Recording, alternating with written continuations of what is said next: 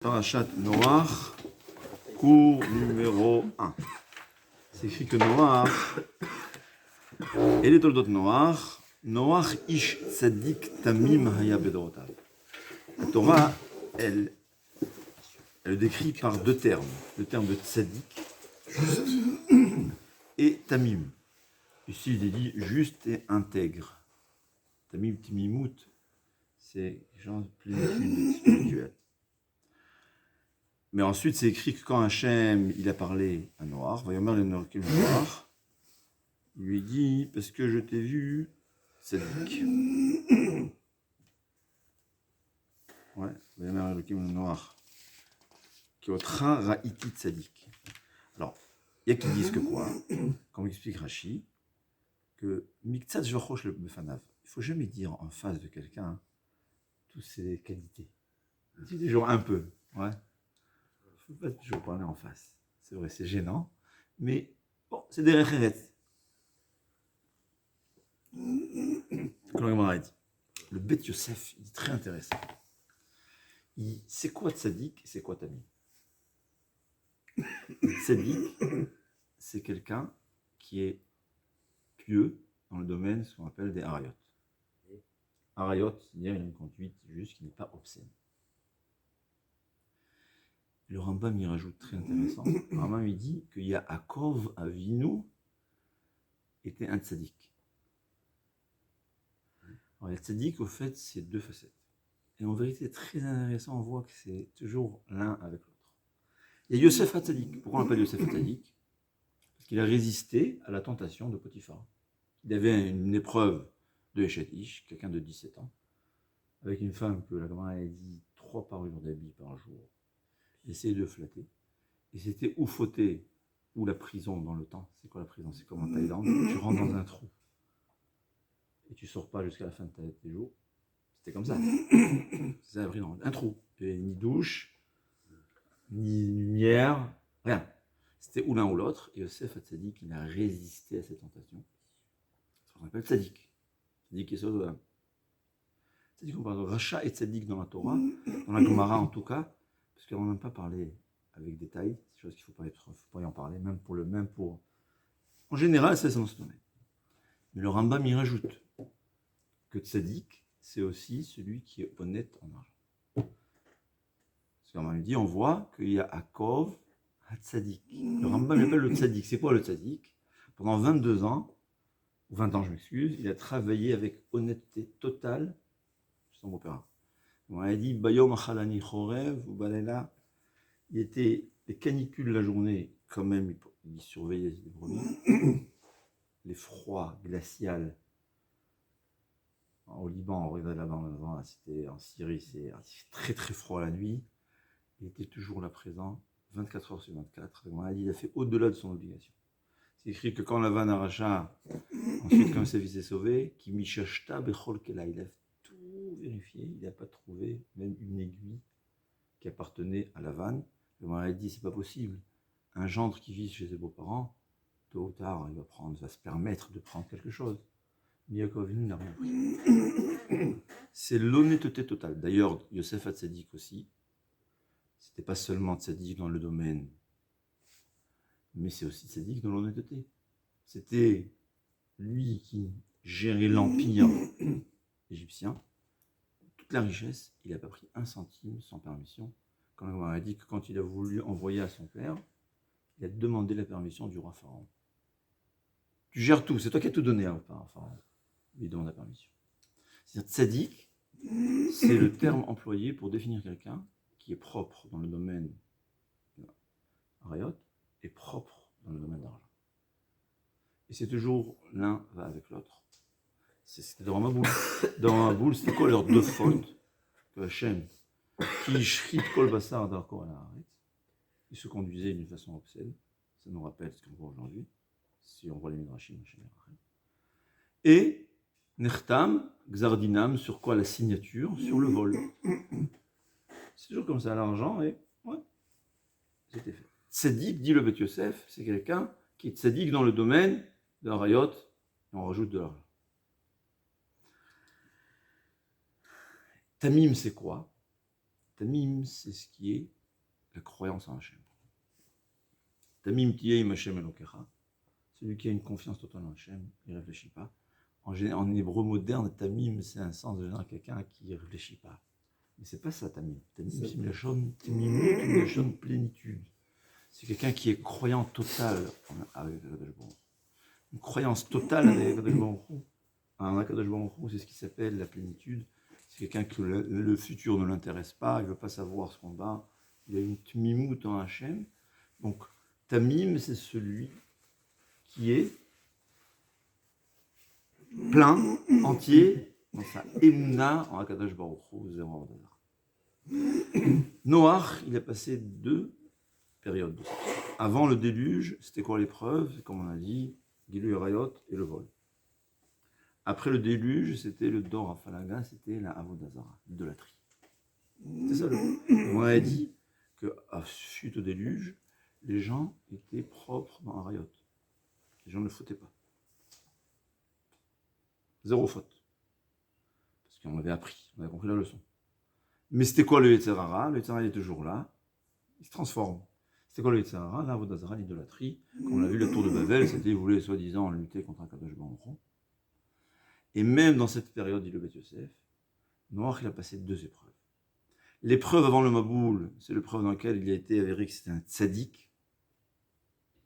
Et l'épreuve après le Maboul, c'est l'épreuve dans laquelle où Noach, il a montré qu'il était tamim, c'est-à-dire une tmimout, une plénitude dans sa Emouna Vachem, dans sa croyance en Akadosh Baruch Hu. C'est pour ça qu'il s'appelle tamim. Dit le Beth Yosef. Là, la Torah, elle nous décrit Noach, Bedorotav, au pluriel, dans les générations.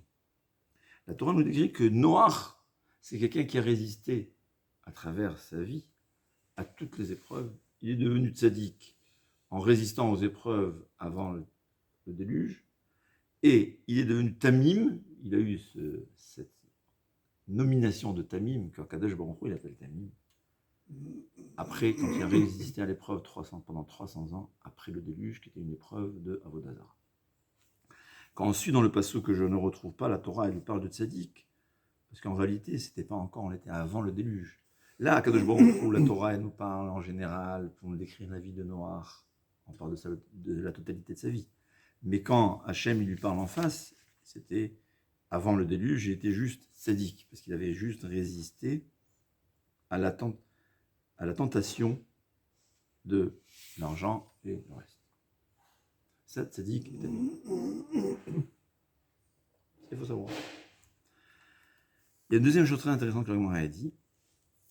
Ish tamim haya bedorotav, dans ses générations. C'est quoi dans sa génération? Yesh dorshim ligna, yesh dorshim lishvach, Rachidi. Il y a qui disent dans sa génération, bien que c'était tous des Réchaïm, il était tzaddik. Et s'il était parmi une génération de tzaddikim, alors là, qu'est-ce qu'il aurait été? Ouais, encore plus. D'ailleurs, c'est ce que le Harizal, il a dit. Le Harizal, Rav Chaim Vital, il lui a dit au Harizal, comment c'est possible que le Mashiach arrive? Il arriverait aujourd'hui, s'il n'est pas venu du temps de Rabbi Shimon Bar Yochai, s'il aurait répondu. Vu les épreuves dans notre génération, il a parlé il y a 500 ans aujourd'hui, qu'est-ce qu'il aurait dit? Ouais. Le petit mitzvah qu'on fait, elle a une valeur super. Des milliards de fois plus que les mitzvahs que faisaient nos ancêtres quand c'était facile de faire les mitzvahs. On n'a pas le choix. Et il lui a dit une phrase très intéressante. Il a dit, nous, nos neshamot qui résistent à ces épreuves, si on était du temps de Rabbi Shimon Bar Yochai, on aurait été de très grands tzaddikim. Ouais. Donc, c'est ce que Ish Tzadik Bedorotav dit comme ça. Kol Sheken, chez le Bedor Tzadikim, il y a Tzadik Yoter. Si déjà dans une période de Maboul, de déluge comme aujourd'hui, que celui qui voit les Midrashim, c'est aujourd'hui on est dans du Maboul, je ne vais pas parler. Hachem il n'écoute pas nos Ketrugim, quand il est bien de Am Israël. À plus forte raison, c'est dans des périodes avec une génération avec des tzadikim, il aurait eu un voisin comme Avraham Avinu. Qu'est-ce que nous on aurait été si on avait ici même, je pense, même nos tzadikim de notre génération, si on avait Rav Ovadia à Toulouse, Toulouse aurait été transformé. Ouais, c'est comme ça. Yesh dorshim lignai. Il y a qui disent l'inverse. Les filles d'Oron et Tzadik.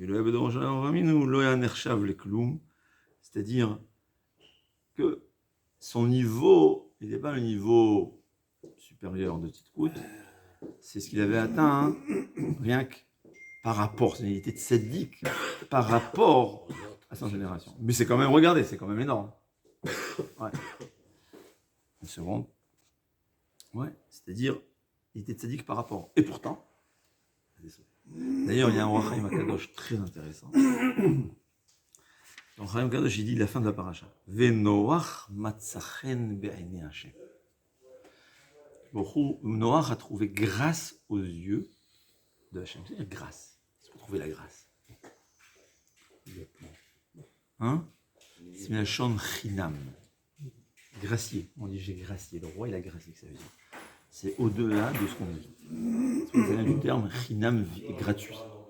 Quand le Dieu on demande à Hashem, nimtzachen be'ainei Elokim va'adam. Que même si on ne mérite pas, grâce à tes yeux et aux yeux des gens. Il dit qu'au fait, Noach, comme ça le Roi Chaim Akadosh, il dit, par sa conduite, n'aurait pas mérité d'être sauvé. C'est-à-dire, dans le Torah, il faut comprendre. Quelqu'un il peut être sadique, mais le fait qu'il ait été un peu influencé par les fautes des autres, quand les autres sont punis, il va faire partie du lot. Ouais. Bon, Hachem, on ne suit pas les chemins. Mais il suffit qu'une fois on est un peu influencé par notre niveau spirituel, il était influencé par les autres. Alors, quand les autres sont punis, on ne pourra pas être, à partir du moment où il y a la permission. Quand quelqu'un dit, un homme il l'a vu dans une tevat noire, peut-être comme les chassidim, certains chassidim, ils sont déconnectés de ce monde. Ouais. Totalement déconnectés, alors là, même quand les autres. Donc c'est possible que Noach, si je comprends bien, c'est pas à nous d'essayer de comprendre, mais comme ça dit le Roi Chaim Akadosh. Il dit, et pourquoi il a trouvé grâce aux yeux d'Hachem? Dit le Roi Chaim Akadosh, la Torah ne nous dit pas. Pourquoi? C'est secret. Sinon chacun va se montrer. Et dit le Roi Chaim Akadosh, on explique le Roi Chaim, comment ça se fait que Noach a trouvé grâce aux yeux d'Hachem? Comme son nom l'indique. Il était Noach. C'est quoi Noach en hébreu? Quelqu'un de facile. Ouais, c'est quelqu'un de gentil. Il se dispute avec tout le monde. Tu pouvais l'écraser, il était toujours là à se taire. C'est Noach. Agréable. C'est quelqu'un qui est agréable avec les gens. Il trouvera grâce aux yeux d'Hachem. Même s'il a fait des fautes, Hachem lui ferme des yeux. Il est toujours gentil. Ouais. Et celui qui est toujours au service des gens. Celui que même si tu l'énerves, tu lui fais ce que tu lui fais, c'est pas grave, c'est pas grave. Et c'est vrai que c'est pas grave en plus. Hein? Quand on réfléchit, il y a quelque chose de grave. Alors, il m'a insulté. So what? Hein? Qu'est-ce qu'il y a? Il m'a humilié. Et alors? Ma valeur dépend de ce qu'il a fait lui. Alors c'est vrai, c'est naturel. Mais il faut réfléchir. Ouais.